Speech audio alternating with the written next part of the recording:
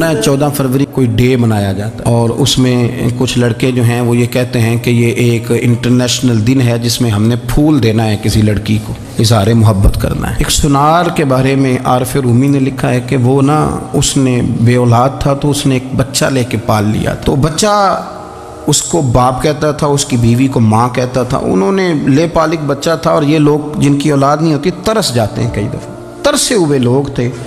बच्चे को ले लिया, पाला, वो बच्चे ने भी हद कर दी फर्मा बरदारी की। अब वो जवान हो गया और बड़ा खूबसूरत जवान हुआ। वो सुनार कहता है कि सारी ज़िंदगी मैंने सफाई में, नेकी में गुजार दी। एक दिन दुकान के पे एक औरत आई तो वो कहने लगी ये चूड़ियाँ मुझे खुद से आप पहना दें। वो कहता मैंने जब उसका हाथ पकड़ा तो मेरे दिल में गलत ख्याल आ गया, मैंने गलत नज़रिए से उसका हाथ पकड़ा और जब मैंने उसका वो हाथ उस नज़रिए से पकड़ लिया, थाम लिया, बहरहाल वो चली गई, लेकिन वो मेरे जहन के अंदर नापाकी आ गई। तो मैं घर गया तो मेरी बीवी बाहर खड़ी थी और रो रही थी, तड़प रही थी। मैंने उसे कहा क्या हुआ?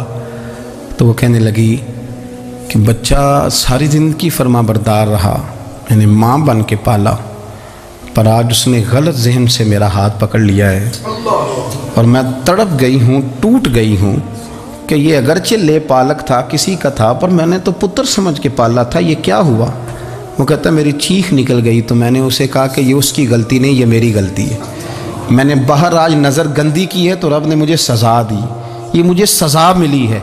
तो किसी की बहन को फूल भेजना चाहता है तो अगर उसी रात तेरी बहन को फूल आ गया तो किसी की बेटी पर गंदी नज़र डालता है तो अगर ये तेरे घर में ये कर्ज चुकाना पड़ा। वो एक दोस्त है तो वो पसंद की शादी कर रहा था उसके घर में, तो उसकी बहन ने कहा है उससे, उसकी बहन ने कहा, उसने कहा भाई तू मर्ज़ी की शादी कर रहा है, मेरा अब्बा अपनी पगड़ी तेरे पैरों में रखता है, माँ दुपट्टा रखती है कि बेटे हम तबाह हो जाएंगे, ना कर। और आज अगर तेरा ये हाल है तो फिर मुझे भी इजाज़त दे, मैं भी मर्ज़ी की शादी करूँ। तो वो काँप गया बुरी तरह से। वो कहता है ये तू क्या कह रही है? उसने कहा तू तेरे लिए अगर ये जायज़ है तो मेरे लिए कैसे मना हो गया? तो ये कोई मुहज़्ज़ब कौमें नहीं जो ऐसे करती हैं, ये कोई तालीम याफ्ता होने की या गोरा चिट्टा होने की अलामत है? क्या आप किसी को फूल भेजेंगे, शर्म नहीं आती? मुहज़्ज़ब कौम और शरीफ लोग कौन होते हैं? मेरे नबी करीम अलैहिस्सलाम ने फरमाया अल हयाउ मिनल ईमान, हया तो ईमान का हिस्सा है। अगर तेरी नज़र ज़्यादा झुकी हुई है तो ज़्यादा हया वाला है। इसलिए ये कोई गंदमंद किसी जगह भी किसी शख्स को करने की इजाज़त नहीं, वरना याद रखें इसलिए कि जब आपके घर में बहू बेटियां हैं, बहनें हैं, फिर भी आप ये ज़ौक़ बनाएं तो फिर पता नहीं क्या सोचती है दुनिया, कहाँ रुकेंगे। इसलिए ये सारी रसूमात उन लोगों की हैं जो बेहयाई को प्रमोट करते हैं और फिर तरह तरह के वायरस उनकी ज़िंदगियों में आते हैं, फिर उनकी लाशों से ताफुन निकलता है, ताफुन, और फिर ये हाल होता है कि वो दफनाने के नहीं जलाए जाने के काबिल हो। अल्लाह से डरे, अल्लाह हमारे हाल पे रहम फरमाए। इसलिए कोई इंसान जो होता है वो खारजी असर ज़रूर कबूल करता है। और अब चूँकि ज़माना है प्रिंट मीडिया का, इलेक्ट्रॉनिक मीडिया का, सोशल मीडिया का, तो किसी कोने में कोई ख़बर होती है तो वो फैल जाती है। चीज़ों के अच्छे असरात भी होते हैं और बहुत ज़्यादा बुरे असरात भी होते हैं। हमारी औरतें घरों के अंदर बैठी थीं, बहुत सारी चीज़ों से आगाह नहीं होती थीं। अब वो घर के अंदर मौजूद हैं तो बहुत सारी चीज़ें घर के अंदर मीडिया के ज़रिए उन तक भी पहुंच जाती हैं।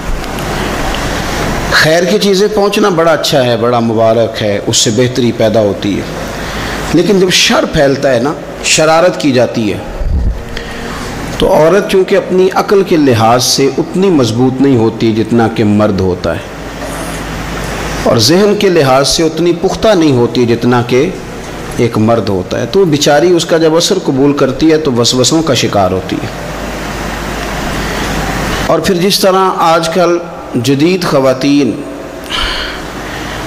जिद्दत का लेबल लगा के सोसाइटी में आई हैं, कहती हैं हमने सियासी, समाजी, फलाही, मुल्की, इन सब मामलात के अंदर पूरा किरदार अदा करना है, तो वो चूँकि एक हसीन नारा लेके आती हैं तो हमारी बेटियां, बच्चियां, बहनें, माएँ बाज़ौक़ात हालात के जबर की वजह से, बाज़ौक़ात वसवसों की कसरत की वजह से वो किसी न किसी तौर पर इस तकलीफ़ का शिकार हो जाती हैं और शैतान उन्हें अपनी लपेट में लेता है।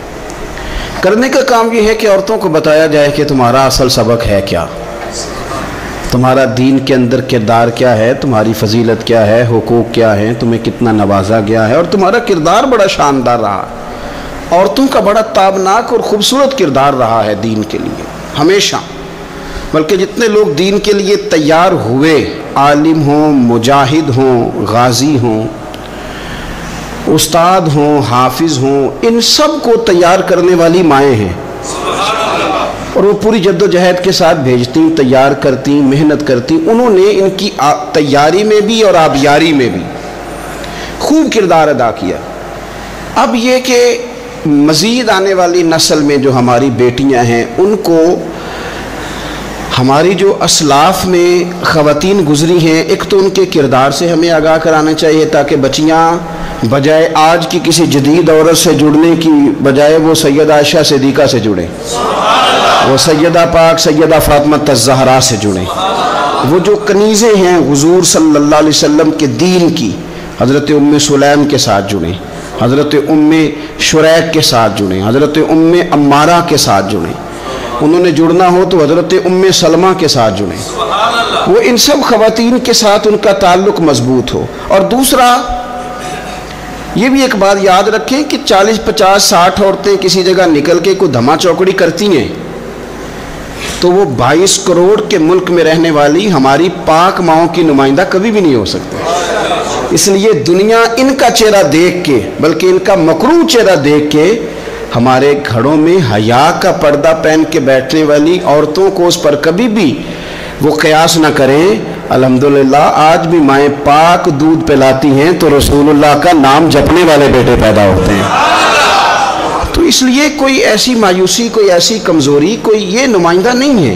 یہ تو چونکہ دنیا میں ہمارے ہاں ہوتا یہ ہے کہ کوئی بندہ کوئی فضول بات کرتا ہے تو میڈیا اس کو کوریج زیادہ دیتا ہے، تو لوگ سمجھتے ہیں پتہ نہیں کیا ہو گیا۔ ایسی کوئی بات نہیں ہے، یہ تو چند لوگ ہیں، وظیفہ خار ہیں، خریدے ہوئے لوگ ہیں، اور ان کو جان بوجھ کے لا کے یہاں مسلط کیا جاتا ہے، معاذ اللہ پاکستان کی شکل دکھانے میں کچھ اپنے اس میں ملوث ہوتے ہیں تاکہ ایک بگڑی ہوئی صورت لوگوں کے سامنے پیش کی جائے۔ یہ وطن ہے داتا علی اجویری کا اور بابا فرید الدین مسعود گنج شکر کا، یہ اللہ والوں کا وطن ہے، یہ حضرت محدث اعظم پاکستان کا وطن ہے۔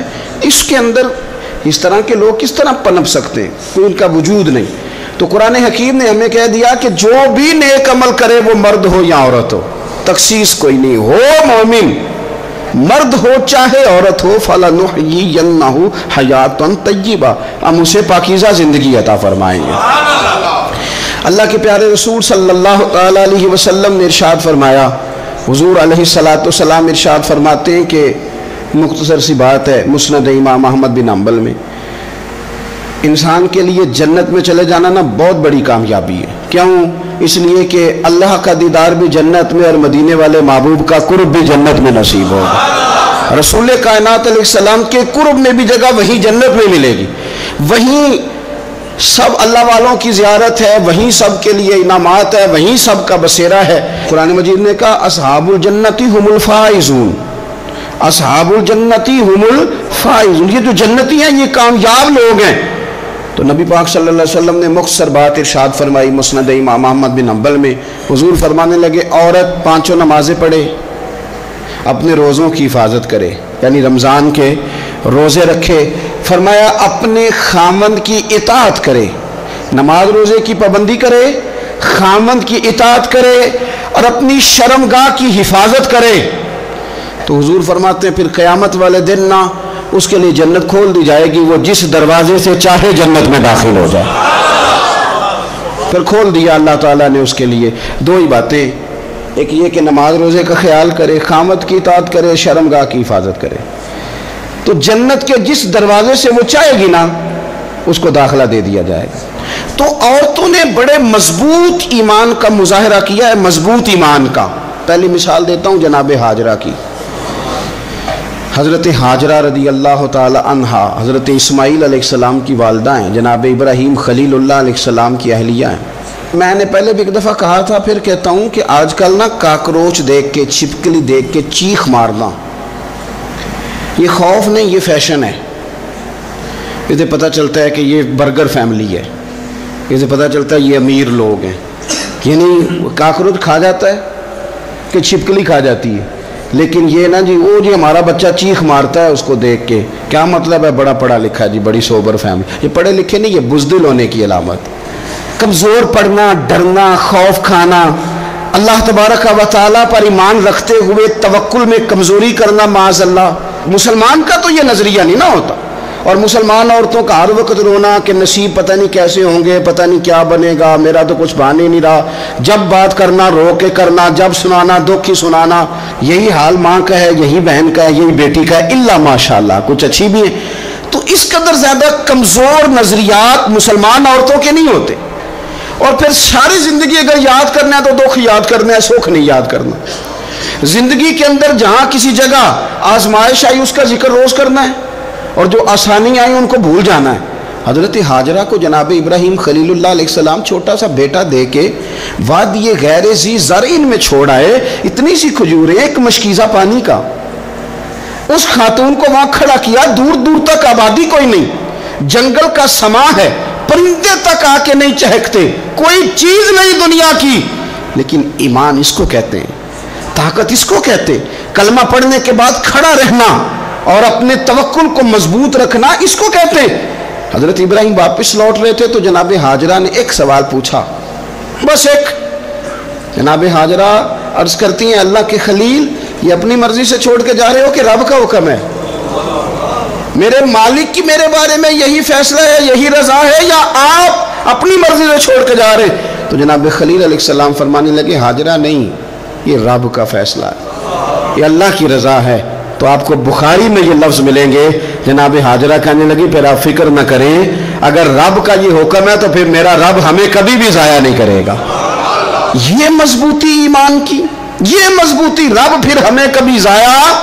او میرے ملت کی بیٹیوں اور بہنوں، ساری امیدیں خامن سے کیوں لگاتی ہو؟ ساری امیدیں بیٹے اور بھائی سے کیوں لگاتی ہو؟ ساری امیدیں دنیا سے کیوں لگاتی ہو؟ اس طرح کرو، اپنی ساری امیدیں اپنے رب کے ساتھ وابستہ کرو. رب کی رضا پہ، رب کے فیصلوں پہ راضی رہنا سیکھو. اگر تم یہاں ٹھہر گئی نا تو تمہارے پھر آنسو بہیں گے ضرور پر اللہ کی بارگاہ میں، پھر تمہاری دعائیں کے لیے ہاتھ اٹھیں گے ضرور پر اس کا کرم طلب کریں، پھر کمزور باتیں نہیں کرو گے. جس طرح ایمان عورتوں کا مضبوط تھا، اسی طرح ہماری جو اسلاف میں خواتین گزری ہیں صحابیات، ان کا نا تبلیغ کا جذبہ بھی بڑا مضبوط تھا، بڑا مضبوط تبلیغ کا جذبہ. حضرت ام شریک رضی اللہ تعالی عنہا قبیلہ بنو عامر سے تعلق رکھتی تھی، پر مکے میں آئی ہوئی تھی. گھر گھر جا کے رسول اللہ کا دین بتاتی. ان دنوں میں نہیں جن دنوں میں پھول پھینکے جاتے ہیں تبلیغ کرنے والوں پر، جن دنوں میں نعرے لگتے ہیں ان دنوں میں نہیں، ان دنوں میں جب چھپ چھپ کے لوگ دین کی بات کرتے تھے. حضرت زید بن ارقم رضی اللہ تعالیٰ عنہ کے گھر میں لوگ بیٹھ کے دین سیکھتے تھے. یہ خاتون، مجھے آج کہہ لینے دیں یار، مجھے کہہ لینے دیں. ووٹوں کی ضرورت ہو تو عورتیں گھر گھر چلی جاتی ہیں، ایک سیٹ کی ضرورت ہو تو بیویوں کو گھر گھر بھیج لیا جاتا ہے. یہ دیکھو، یہ ایمان ہے رسول اللہ صلی اللہ علیہ وسلم پر صحابیات کا. یہ کمال ہے کہ گھر گھر وہ بھی گئی ہیں، پر ووٹ کے لیے نہیں، رسول اللہ کے دین کے لیے، رسول اللہ کے دین کے لیے. گھر گھر حضرت ام شریک جاتی، جا کے نا، اور وہ طریقہ تھا نا، عورتوں کو قائل کرتی. بڑے کٹھن حالات تھے اسلام پر، اعلانیہ کوئی بات نہیں کر سکتا تھا. حضرت ام شریک کہتی ہیں میں عورتوں کو بلاتی، کہتی میری بات سنو. جب وہ قریب آتی تو میں نے نبی پاک کا دین بتاتی، سائیڈ پہ کر کے کونے میں نہ تھوڑا تھوڑا، او یار آپ ذرا اس کا لطف تو لیں، اس کا ذائقہ تو دیکھیں. حضرت ام شریک کہتی ہے میں گھر گھر جاتی بتاتی. تو کافروں کو پتہ چل گیا کہ یہ تبلیغ کرتی ہے. انہوں نے مجھے بلایا، کہنے لگے تیرے برادری اور قبیلے کا مسئلہ نہ ہوتا تو ہم تجھے قتل کر دیتے، اب ہم تجھے واپس بھیجتے ہیں. چند مردوں کو میرے ساتھ کیا، مجھے گھوڑے اور اونٹ کی ننگی پشت پر باندھ لیا. ننگی پشت پر لمبا سفر کرنا مشکل ہوتا ہے، پسینہ آئے، بڑی تکلیف ہوتی ہے گھوڑے پر بیٹھ. اب وہ کوئی کجاوا نہیں، کوئی چیز نہیں، اسی طرح باندھ کے لے گئے. اور فرماتی ہیں کہ 3 دن اور 3 راتوں کا وہ سفر تھا. رستے میں وہ خود چھاؤں میں بیٹھتے اور مجھے باندھ کے دھوپ میں ڈال دیتے. 3 دن میں نے زمین پر چلنے والی کسی چیز کی آواز نہیں سنی، لیکن وہ جب جب نبی پاک کے دین کی بات پوچھتے تو میرا کلیجہ خوشی کے ساتھ ٹھنڈا ہو جاتا. آنکھیں کھل جاتی اور میں کہتی کیا بات ہے میرے نبی پاک کے دین کی. اس کیفیت میں بھی وہ تبلیغ کی لذت اپنی جگہ موجود. حضرت ام شریک رضی اللہ تعالیٰ عنہ فرماتی ہے ایک جگہ انہوں نے مجھے لٹا دیا باندھ کر, پیاس بڑی شدید تھی, پانی پینے کو دیتے نہیں تھے, روٹی کھانے کو. یہ ایک عورت کی بات کر رہا ہوں, یہ خاتون کی بات کر رہا ہوں. آج کل تو ہمارے بچے شام کو سالن ٹھیک نہ پکا ہو تو موبائل توڑ دیتے ہیں. یہ قوم نہیں میدانوں میں جا سکتی, جہاد نہیں کر سکتی. خاتون کہتی ہے کہ شدید پیاس تھی اور مجھے باندھ کے لٹایا ہوا تھا. مجھے جب تکلیف بڑھ گئی تو اچانک میں نے دیکھا پانی کا ایک ڈول برآمد ہوا ہے. میں نے اس سے تھوڑا سا پی لیا, پر طلب ابھی باقی تھی. وہ پھر آ گیا برتن, میں نے پھر پیا. طلب ابھی باقی تھی, پھر برتن آ گیا. امام ابو نعیم نے اس کو لکھا ہے حلیۃ الاولیاء میں, فرماتے ہیں تیسری دفعہ وہ پھر بھرا ہوا ڈول پورے کا پورا آ گیا. اب میں نے پیا بھی, اپنے کپڑوں پہ بھی چھڑکا. جب وہ سارے بیدار ہوئے تو مجھے آگے کہنے لگے کہ تو نے ہمارا پانی استعمال کیا ہے. فرماتی ہے پھر انہوں نے اپنے برتن دیکھے, مشکیزیں دیکھے تو بھرے ہوئے تھے. میرے قریب آ کے کہنے لگے یہ پانی کہاں سے آیا؟ تو میں نے کہا تم ابھی میرا عقیدہ نہیں سمجھے, یہ میرے رب نے مجھے دیا ہے, میرے رب نے مجھے دیا. فرماتی ہے مجھے باندھ کے لے جا رہے تھے, پر جب میری بات سنی نا تو بول کے کہنے لگے ہمیں سمجھ آ گئی ہے تیرا دین ہمارے دین سے بہتر ہے, تیرا عقیدہ ہمارے عقیدے سے بہتر ہے. اور ایک روایت میں یوں بھی ہے کہ وہ باندھ کے لے جا رہے تھے, پر یہ کمال دیکھا تو کلمہ پڑھ کے مدینے والے کے غلام بن گئے. صحابیات نے نا بڑا جم کے دین کا کام کیا. عقیدہ, پھر تبلیغ, پھر میدان جہاد. عورتیں جہاد میں جایا کرتی تھیں, وہ زخمیوں کو پانی پلاتی تھیں, مرہم پٹی کرتی تھیں. پہلے اپنے جسم کے ساتھ بڑی بڑی پٹیاں لپیٹ کے لے جاتی, جہاں کسی زخمی کو ضرورت ہوتی وہ پٹیاں کرتی, اور اعصابی طور پر مضبوط رہ کے. میدان کے اندر جہاد وہ بندہ کرتا ہے جو یقین کامل کی دولت جسے نصیب ہو, جسے پتہ ہو کہ یہ میں مروں گا تو میرا مرنا رائے گا نہیں, اللہ مجھے شہادت کا درجہ عطا فرمائے گا. لیکن اگر یہیں سے بندہ اپنے آپ کو مطمئن نہ کر سکے تو میدان میں جائے گا. یقین کامل ہو, اگر ہو یقین کامل پیدا تو پھر کٹ جاتی ہیں زنجیریں, پھر انسان آگے مضبوطی سے آگے بڑھتا ہے. نبی پاک صلی اللہ علیہ وسلم جب جہاد کے لیے تشریف لے جاتے نا تو عورتوں پر کسی نہ کسی شخص کو نمائندہ بنا کے چھوڑ کے جاتے تھے. ایک دفعہ مولا علی شیر خدا کو بھی چھوڑ کے گئے, حضرت عبداللہ ابن مکتوم رضی اللہ تعالیٰ عنہ کو بھی ایک دفعہ چھوڑ کے گئے. ایک موقع پر نا حضور نے عورتوں کو ایک جگہ پہ چھوڑا پیچھے, تو وہ قلعہ تھا حضرت حسان بن ثابت رضی اللہ تعالیٰ عنہ, بڑا مضبوط قلعہ تھا. اس قلعے کے اندر خواتین ساری محفوظ کر کے ان کو وہاں بٹھا دیا گیا. حضور جہاد کے لیے چلے گئے. اب وہاں قلعے میں عورتوں کو اس لیے رکھا گیا تھا کہ یہاں یہودی بھی ہیں, تو ایسا نہ ہو کہ ہم باہر لڑیں تو وہ اندر سے کوئی شرارت کر دیں, لہٰذا عورتیں محفوظ رہیں. حضرت حسان بن ثابت رضی اللہ تعالیٰ عنہ کی ڈیوٹی تھی تلوار لے کے حفاظت کرنے کی, تو ایک یہودی آ گیا. وہ اب ٹو کرنے لگا, تجسس کرنے لگا کہ یہاں عورتیں ہیں تو کوئی مرد بھی ہے کہ نہیں, دائیں بائیں دیکھنے لگا.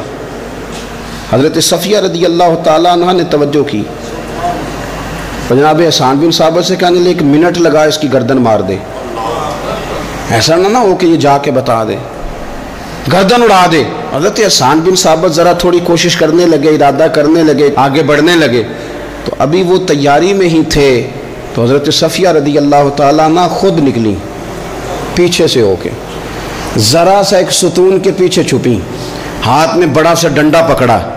وہ آپ کے قریب سے گزرنے لگا. تو یہ خاتون کی بات کر رہا ہوں, خاتون کی. کسی مرد کی ضرورت ہے عورت کو تنگ کر جائے؟ شرط یہ ہے کہ عورت کے اندر بھی تو غیرت ایمانی ہو نا, اس کے اندر بھی تو وہ قوت ہو نا. ایسا نہ ہو کہ وہ کمزور پڑ جائے. ہاتھ کے اندر ڈنڈا تھا, جب وہ یہودی پاس سے گزرنے لگا تو اللہ اکبر کہہ کے بی بی نے اتنے زور سے مارا ڈنڈا, حضور کی پپھو نے ایک ہی ڈنڈا کھایا اور وہ زمین پہ ڈھیر ہو گیا. حضرت صفیہ نکلی اور جناب حسان بن ثابت سے کہنے لگی مجھے آتی ہے شرم, چونکہ جب کسی کو مار دیا جائے تو اس کا مال مال غنیمت ہے نا کافر کا, اب اس کی زرہ اتارنی ہے, اس کی تلوار لینی ہے. فرمایا مجھے شرم آتی ہے, وہ مرد ہے, اس طرح کرو مار میں نے دیا, سامان تم اتار کے لے آؤ. یہ قوت تھی مسلمان عورتوں کے اندر, یہ شوق تھا, یہ جذبہ تھا. ہمارے ہاں نا روز روز کی کمزوریاں, عورتوں کا روز آنسو بہانا, اور جہاں بھی سنانا دکھ ہی سنانا. اس نے انہیں کمزور کر دیا. آپ کے ذہن پہ چیزیں سوار ہو جاتی ہیں نا, تو یہ جو مرد زیادہ رہتے ہیں نا عورتوں کے ساتھ, زیادہ وقت گزارتے ہیں, زیادہ داستانیں سنتے ہیں, ان میں وہ ساری چیزیں پیدا ہو جاتی ہیں. آپ نے ناراض نہیں ہونا, میں دعوے سے کہتا ہوں کہ جو جوان اپنی اماں کے اور ابا کے شکوے کرنے لگ جاتا ہے نا, اس نے 1.5 گھنٹہ باتیں سنی ہیں بی بی کی, ایسے مفت میں نہیں شکوے کر رہا, اس نے ہلکا ہلکا کہیں جی بھی کیا ہے. تو تب یہ ساری کہانیوں نے جنم لیا. آپ جس کی صحبت میں بیٹھیں گے اس کا کچھ نہ کچھ اثر ہے. بلکہ عارف رومی تو کہتے ہیں کہ شیر کے بچے کو بکریوں میں چھوڑ دو, بکری بن جائے گا. شیر کے بچے کو بکریوں میں چھوڑو, وہ بکری ہے. اس لیے کہ شیروں کی صحبت بندے کو شیر بناتی ہے. تو جب بیٹھنا ہی نہیں ہے, باتیں ہی سارا دن یہ والی سننی ہے, ہر وقت رہنا ہی اسی داستان میں, پھر کمزور باتیں, پھر اپنے ماضی کے دکھ, پھر پتہ نہیں کیا. آپ نے ناراض نہیں ہونا, میں بعض جوانوں کی باتیں سن کے میرا دل کرتا ہے کہ اسے کہوں یار تو کیا بات کر رہا ہے, اپنا قد دیکھ, تو اپنی عمر دیکھ, رب نے تجھے مرد بنایا ہے, تو کمال آدمی ہے, تو کھڑا ہو. اگر اس طرح امت مسلمہ کے نوجوان رہیں گے تو میدانوں میں کس سے نکلنا ہے؟ بات بات پہ رو جانا, بات بات پہ سہم جانا. حالات کے سہمے ہوئے لوگوں کو بتا دو حالات بدل جاتے ہیں, ایک جیسے نہیں رہتے. آپ کی طبیعت میں دلیری اور وقار ہونا چاہیے. حضرت اسماء بنت ابی بکر صدیق, حضرت صدیق اکبر رضی اللہ تعالی عنہ کی وہ صاحبزادی ہیں جو حضرت عائشہ کی بڑی ہمشیرہ ہیں. رات کو غار ثور میں مرد جاتے ڈرتے ہیں, آج بھی ڈرتے ہیں, اور جناب اسماء نبی پاک کی روٹی لے کے جایا کرتی تھی. پھر اللہ نے ان کو بیٹا دیا, حضرت عبداللہ بن زبیر, یہ حضور کی پھپھی کے نواسے ہیں. حضرت زبیر بن عوام عشرہ مبشرہ صحابی ہیں, ان کے بیٹے ہیں. اور یہ وہ خوش بخت جوان ہے جس کو گٹی نبی پاک نے اپنے لعاب دہن سے عطا فرمائی. یزیدی فوجوں کے خلاف امام حسین کے بعد جو آدمی باقاعدہ مرتب فوج کے ساتھ میدان میں آئے وہ حضرت عبداللہ ابن زبیر ہیں. مرتب کر کے اپنا لشکر لے کے نکلے. حضرت اسماء بوڑھی ہو گئی تھی, 90 سال عمر تھی, نظر نہیں آتا تھا. حضرت عبداللہ ابن زبیر جب لڑے یزیدی فوجوں کے خلاف تو کچھ ساتھی شہید ہو گئے, کچھ کے قدم پیچھے ہٹ گئے. حضرت عبداللہ ابن زبیر ماں کے پاس آئے اور ماں سے آ کے کہتے ہیں اماں میرے کچھ ساتھی کمزور پڑ گئے, کچھ شہید ہو گئے, اور یہ بڑے سخت لوگوں کی فوج سے ہمارا مقابلہ ہے. تو اس وقت تیرے ساتھ کوئی خدمت گزار نہیں, میں تیرا اکیلا سہارا ہوں. ماں تو بتا میں کیا کروں, آگے جاؤں کہ واپس مڑوں. نابینا ہیں حضرت اسماء, عمر ہے 90 سال. بیٹے کی پشت پہ ہاتھ رکھ کے کہتی ہیں پتر پہلے یہ بتا کہ تو حق پہ ہے کہ نہیں, تو حق پہ ہے کہ نہیں. ان ماؤں کی گود میں اسلام پلا کرتا تھا, حق پہ ہے کہ نہیں. تو حضرت عبداللہ ابن زبیر کہنے لگے اماں میں حق میں ہوں. تو حضرت اسماء کہنے لگی پتر پھر میدان میں جا, اور میرا پتر ایک میرے ساتھ وعدہ کر, کوئی بھی تیر پشت پہ نہ کھانا, سارے سینے پہ کھا کے آنا. حضرت عبداللہ ابن زبیر عرض کرنے لگے اماں یہ بڑے ظالم قسم کے دشمن ہیں, یہ آنکھیں نکال دیتے ہیں, ہونٹ کاٹ دیتے ہیں, جسم کے ٹکڑے ٹکڑے کرتے, تو سہ لے گی. کیا جواب ہے, کیا طاقت ہے, کیا ہمت ہے. حضرت اسماء فرمانے لگی پتر بکرے کو نہ صرف ذبح ہوتے وقت تکلیف ہوتی ہے, کھال اترتے وقت کوئی تکلیف نہیں ہوتی. جا میرا بیٹا میدان میں. حضرت عبداللہ ابن زبیر شہید کر دیے گئے. ان کی لاش مبارک مکہ مکرمہ کے چوک میں جنت المعلہ کے پاس لٹکا دی گئی. حجاج بن یوسف نے حضرت اسماء کو بلایا اور بلا کے کہنے لگا تجھے پتہ ہے تیرا بیٹا لٹکا ہوا ہے؟ فرمانے لگی ہاں مجھے پتہ ہے, یہ بچپن سے ہی شاہ سوار ہے, یہ گھوڑوں پہ رہنا ہی پسند کرتا تھا. اور پھر کیا جملہ کہا. حجاج کے لوگ کہتے ہیں یہ فوجوں میں اور تلواروں کی جھنکار میں کبھی نہیں کانپا تھا, پر حضرت اسماء جو نابینا ہیں ان کے جملوں نے نرزہ طاری کر دیا. فرمانے لگی حجاج میرا پتر لٹک گیا ہے, کہیں تیرے آگے جھکا تو نہیں نا, لٹک ہی گیا ہے, جھکا تو نہیں میرا پتر. 14 دن تک لٹکے رہے, لاش مبارک لٹکی رہی, لیکن حضور کا لعاب دہن تھا نا. لوگ کہتے ہیں قریب سے گزرتے تھے تو دور دور تک خوشبوئیں پھیلی ہوئی, دور دور تک. مائیں ایک صحابیہ ہے, نام ہے ام عمارہ, جنگ احد میں زخمیوں کو پانی پلاتی. اپنے 2 بیٹے اپنا شوہر لے کے احد میں آئیں, زخمیوں کو پانی پلاتی ہیں, مرہم پٹی کرتی ہیں. اچانک جنگ کا پاسا پلٹ گیا. وہ درے پہ جو لوگ حضور نے مقرر کیے تھے وہ غلط فہمی کی وجہ سے درہ چھوڑ گئے, حالات اور ہو گئے. عجیب سا ماحول ہو گیا. پھر یہ بھی افواہ پھیلا دی گئی کہ معاذ اللہ حضور شہید کر دیے گئے. لوگوں کے حوصلے بڑے اور رنگ اختیار کرنے لگے. حضور کے گرد تھوڑے سے لوگ رہ گئے. او میرے بھائیوں، او ملت کی بیٹیوں بہنوں، یہ ہے تمہارا انداز دین کی خدمت میں. یہ خواتین کا انداز ہوتا ہے. حضرت ام عمارہ پہلے زخمیوں کی مرہم پٹی کرتی تھی، اب سارا کچھ پھینک دیا، تلوار لی اور جا کے نا حضور کے گرد کھڑی ہو گئی. کہنے لگی آئے نا کون آتا ہے میرے کریم کے پاس، آ کے دکھائے نا کوئی. اسا کیتی ہے جان حوالے رب دے، ایسا عشق کمایا ہے اسی مرن تو اگے ہی مر گیا باہو، اسا تا مطلب نو پایا ہے. آ کے کھڑی ہو گئی. حضور فرماتے ہیں میں دائیں دیکھتا تھا تو ام عمارہ ہوتی تھی، میں بائیں دیکھتا تھا تو ام عمارہ ہوتی تھی، آگے دیکھتا تھا تو ام عمارہ، پیچھے ام عمارہ. حضور فرمانے لگے تو بہت سارے لوگوں سے سبقت لے گئی ہے، تو بڑے سارے لوگوں سے آگے نکل گئی ہے. ان کو زخم لگ رہے ہیں، تیر آ رہے ہیں، پر خاتون ہو کے ڈٹی ہوئی ہے. رسول اللہ صلی اللہ علیہ وسلم کے سامنے کھڑی، حضور پر آنے والے تیر اپنے وجود پہ لیتی ہیں. او میرے عزیز، رسول پاک علیہ السلام نے فرمایا تجھے رب نے بڑا حوصلہ دیا ہے. اتنا گہرا زخم بازو میں آیا کہ غار بن گئی، غار. اللہ کے پیارے محبوب نے نظر کرم فرمائی. حضور نے فرمایا کچھ مانگ لے. کہنے لگی سونیا اگر میری خدمت قبول ہے تو دعا کر دیں اللہ قیامت کے دن بھی آپ سے دور نہ کرے، رب دور نہ کرے. حضور نے دعا کر دی، اے اللہ اس کو اور اس کے خاندان کو قیامت میں بھی میری رفاقت دینا. حضور کی دعا سنی تو باہر نکلی، فرمانے لگی لوگوں لو پھر میں نے اپنا مقصد پا لیا ہے، میں کامیاب ہو گئی ہوں.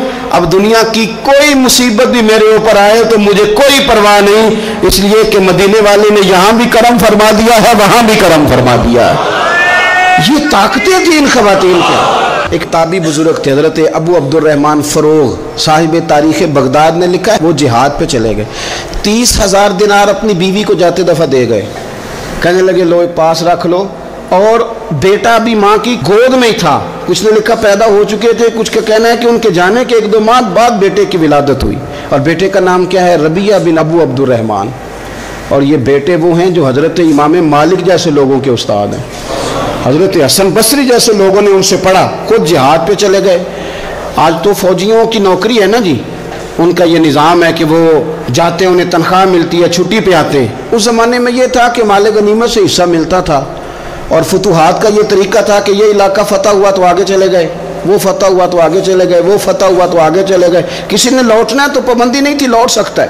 کچھ لوگ جہاد میں ہی رہتے تھے. حضرت ابو عبد الرحمن فروغ 27 سال جہاد میں رہے. 27 سال. یہاں تو خاوند باہر ہو تو بہت ساری عورتیں کہہ دیتی ہیں کہ تیرے ابے نے تو صرف پیسے کمائے. مصیبتیں تو ساری میں نے دیکھی ہیں معاذ اللہ. بعض جگہ، سب نہیں لیکن بعض جگہ کہہ دیتی ہیں کہ وقت تے سارے میں کیتے. 27 سال شوہر چلا گیا، واپس نہیں آیا، 30,000 دینار دے کے چلے گئے. 27 سال کے بعد خیال آیا گھر کا. اب بیٹا محدث بن گیا، عالم بن گیا. اور کمال یہ کہ رہتے کہاں تھے؟ حضور کے مدینے میں، مدینہ النبی میں، مدینہ منورہ میں صلی اللہ تعالی علیہ وسلم. اور ان کے صاحبزادے حضرت ربیعہ یہ مسجد نبی میں، حضور کی مسجد میں بیٹھ کے نبی پاک کی حدیث پڑھایا کرتے. آئے گھر، دروازے پہ دستک دی، صاحبزادے نے دروازہ کھولا. نہ باپ بیٹے کو پہچانتا ہے، نہ بیٹا باپ کو. جناب ابو عبد الرحمن اندر داخل ہونے لگے تو صاحبزادے نے کہا بوڑھے میاں میرے گھر میں بغیر اجازت کے کیوں داخل ہو رہے ہیں؟ تو وہ کہنے لگے تو بتا تو نے میرے گھر پہ قبضہ کیوں کر رکھا ہے؟ اب جب بات زیادہ بڑھ گئی تو دونوں جانب سے لوگ جمع ہو گئے. شور اٹھا تو اندر سے والدہ نے سنا، پردہ سرکا کے دیکھا کہ میرے شوہر آ گئے 27 سال کے بعد. 27 سال کے بعد. تو آپ اپنے صاحبزادے سے کہنے لگی بیٹا ان کو اندر آنے جو تمہارے والد ہیں. بڑا روئے باپ بیٹا، بڑا روئے. ماں اور بیٹے کی محبت کا بھی اندازہ نہیں، پر قرآن پاک پڑھے نا تو 2 مثالیں باپ اور بیٹے کے پیار کی بھی ملتی ہیں. ایک حضرت یعقوب علیہ السلام کا جناب یوسف سے پیار، اور ایک حضرت ابراہیم کا حضرت اسماعیل سے پیار، اور جناب اسماعیل کی جناب ابراہیم کی فرما برداری کی مثال. اس کا بھی جواب کوئی نہیں. باپ اتنا رو رہے ہیں اور بیٹے کی یاد میں، اس کا بھی اندازہ کوئی نہیں کر سکتا. باپ بیٹا مل کے بڑا روئے. عصر کی نماز کا وقت ہو گیا. حضرت ربیعہ جو محدث ہیں وہ وضو کر کے مسجد شریف چلے گئے. یہ ابھی چونکہ سفر سے آئے تھے، انہوں نے کھانا وانا کھایا، تھوڑی دیر بیت گئی تو یہ نہیں پوچھا پیچھے حال کیا رہا. پوچھتے ہیں اپنی بیوی سے میرے 30,000 دینار کہاں ہیں؟ تو اہلیہ کہنے لگی مسجد جائیں نا، حضور کی مسجد میں عصر پڑھ کے آئیں، پھر میں بتاتی ہوں پیسے کہاں ہیں. حضرت ربیعہ نے امامہ باندھا، جبہ پہنا، حضور کی مسجد میں بیٹھے اور حدیث پاک کا درس دے رہے ہیں. سامنے حضرت حسن بصری جیسے، امام مالک جیسے لوگ بیٹھے ہیں. حضرت ابو عبد الرحمن فروغ جو ان کے والد تھے، عصر کی نماز پڑھ کے نا تو پوچھتے ہیں ایک شخص سے، یہ کون ہے نوجوان کالی داڑھی والا، عمر زیادہ نہیں پر کس طرح شوق سے حضور کا دین بیان کر رہا ہے، کون ہے؟ تو بتانے والے نے کہا کہ حضور ایک نا ابو عبد الرحمن نام کے بزرگ ہیں، وہ 27 سال سے جہاد میں گئے ہوئے ہیں، یہ ان کا بیٹا ہے. یہ سنا کہ میرا پتر اتنا بڑا عالم، چھم چھم آنسو بہے، داڑھی بھر گئی آنسو، حضور کی مسجد میں تشکر کے آنسو، خوب روئے. اٹھے گھر گئے اور جب آنسوؤں بھرا چہرہ لے کے گھر آئے تو اماں ساری بات ہی سمجھ گئی. کہنے لگی دیکھا ہے وہ بیٹے کو حدیث پڑھاتے، اب پتہ چلا میں نے آپ کے 30,000 دینار کہاں خرچ کیے، میں نے آپ کا پیسہ ضائع تو نہیں کیا. حضرت ابو عبد الرحمن فروغ فرمانے لگے رب تجھے صلہ دے اور میری طرف سے بھی دے، تو نے تو کمال کر دیا ہے. حدیث تیرا بیٹا پڑھا رہا تھا اور قد میرا اونچا ہوتا جا رہا تھا، سبق تیرا بیٹا دے رہا تھا اور یوں لگ رہا تھا کہ درجے میرے بلند ہو رہے ہیں. تو ماؤں نے کمال کیا، انقلاب کیا، بیٹیوں نے بہنوں نے دین کے لیے ہمیشہ اپنا کردار پیش کیا ہے. لہذا ان چند ایک وظیفہ خار اور ناپاک عزائم والے لوگوں کو سامنے رکھ کے ملت کی بیٹیوں کو قیاس نہ کیا جائے. آخر دعوانا الحمدللہ رب العالمین.